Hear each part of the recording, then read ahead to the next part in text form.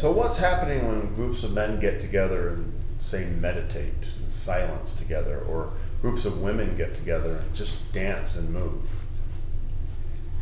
That's definitely the masculine and feminine. That's definitely the dance right there. So people who have a masculine sexual essence or preference will have a tendency to prefer stillness and solitude and quiet and no movement and going within and reflecting on that inward state. That is their bliss. That is what they really enjoy.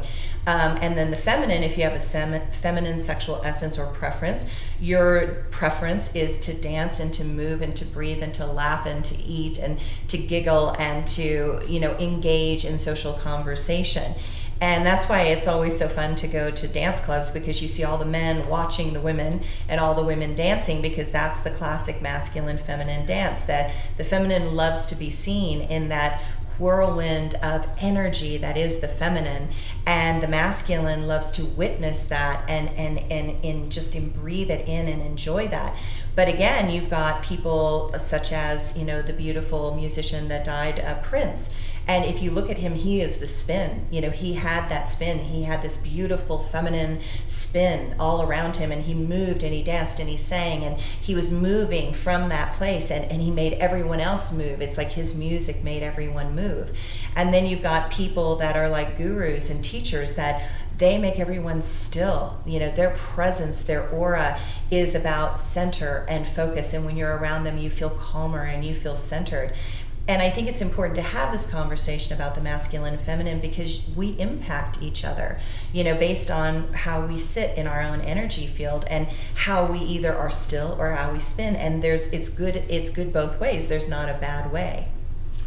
It sounds a little bit like the 60s, when women started to get involved in corporate America and really take on a lot of masculine forms, and men were becoming hippies and dancing in the wilderness. It's exactly that. I think that as a culture, what has been amazing is that for thousands and millions of years, I think the masculine and feminine roles have been very separated. And so you still see cultures that pigeonhole women into a feminine stay-at-home role, and the masculine is the work role.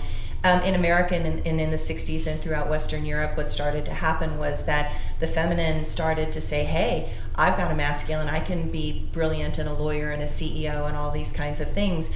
And then the masculine said, hey, I love music and I would love to feel into music and create music and move with music.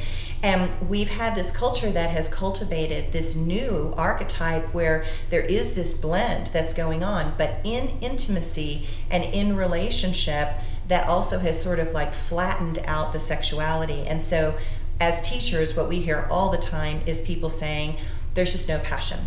We've lost that connection, that passion. And you have to be aware of these masculine and feminine archetypes. And I think the hardest thing for women is for them to recognize that they love their masculine side. It feels really powerful and strong.